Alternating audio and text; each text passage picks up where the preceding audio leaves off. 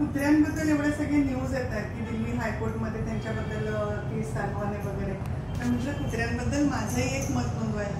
मला मुळात कुत्रे खूप आवडतात. कुत्रा हा प्राणी मला अतिशय आवडतो. मी पाळलेला नाही आहे घरात, पण रस्त्यावरती जे कुत्रे असतात त्यांना मला हात लावायला किंवा त्यांना खास खाणं नेऊन द्यायला, फिशवालीकडून खास त्यांच्यासाठी वेगळे फिश विकत घेऊन त्यांना नेऊन देणं, किंवा एखादा कुत्रा इंजर्ड असेल किंवा आजारी असेल तर NGOजना मी स्वतः कॉल करते आणि त्या कुत्र्याची माहिती देते. ते येऊन त्या कुत्र्याला घेऊन जाईपर्यंत मी तिथे उभी राहते.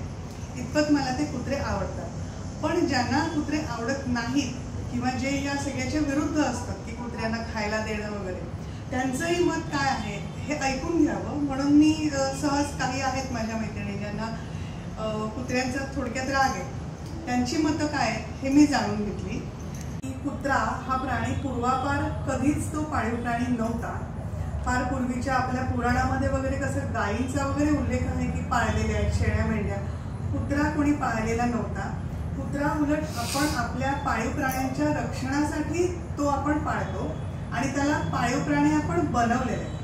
तो मुळात तो एक हिंस्त्र श्वापद आहे. फक्त ते कंपॅरेटिव्हली ते कमी हिंस्त्र आपण म्हणू शकतो. म्हणजे तरस आहे, कोल्हे, लांडगे यांच्याच फॅमिलीमधला तो एक प्रकार आहे. म्हणजे ज्यांचा पाळीव म्हणून उल्लेख केलेला आहे ते सगळे प्राणी शाकाहारी आहेत. जसं गाय आहे, बैल आहे, शेळ्या, मेंढ्या, घोडा किंवा थंड प्रदेशामध्ये याक आहे. आणि कुत्रा हा प्राणी आहे ना, त्याची शरीररचनाच पाळीव प्राण्यासारखी नाही आहे. मुळात त्याला सुळे आहे, तो मांसाहारी आहे. त्याच्या पायाला खूर नाही आहे, त्याच्या पायाला नख आहेत. म्हणजे माणसाची नव्हे, शिकार करून खाण्यासाठी जे काही लागतं ते सगळं त्याच्याकडे आहे. दाताला सुळे, दात म्हणजे सुळे असणं, पायाला नख असणं, त्याच्या मिशा आहेत त्याला छोट्या छोट्या. तो पाणी जिभेने पितो. हे सगळे हिंस्त्र श्वापदाची लक्षणं आहेत. आणि त्याच्यामुळे तो घरात पाळणं, त्याला बंदिस्त करणं हे चुकीचं आहे. जंगलातल्या प्राण्यांना कशी सवय असते, स्वतःची विष्ठा जी असते ते मातीने ते लपवून टाकतात. त्याच्यामुळे कुठे जंगलामध्ये आपल्याला अशी घाण दिसत नाही सहसा, किंवा गावांमध्ये वगैरे जे भटके कुत्रे असतात जिकडे त्यांना माती वगैरे दिसते, स्वतःची विष्ठा ते लपवून टाकतात. त्याच्यामुळे घाण नसते. पण इकडे काय होतं शहरांमध्ये, कुत्रे ते घरामध्ये वाढलेले जे कुत्रे असतात ते थोडक्यात त्यांच्यामध्ये सगळे ते लाडवलेले कुत्रे, त्यांना ते विष्ठा कव्हर करणं वगैरे जमत नाही.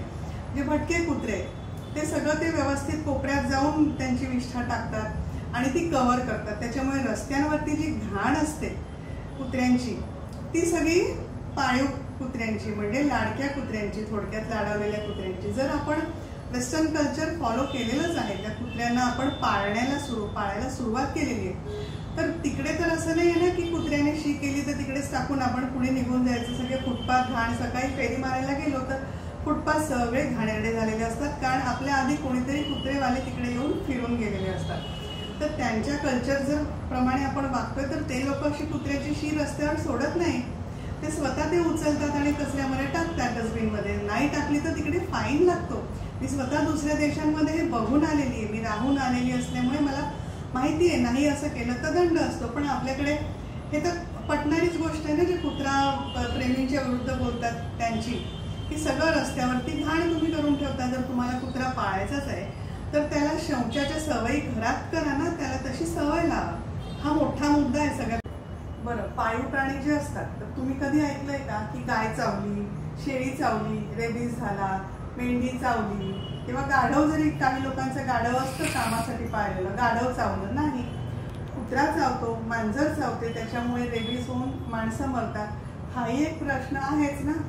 एकनिष्ठ असणं, प्रामाणिक असणं, प्रेम असणं, सगळे गुण कुत्र्याकडे आहेत. हे सगळं मलाही माहिती आहे.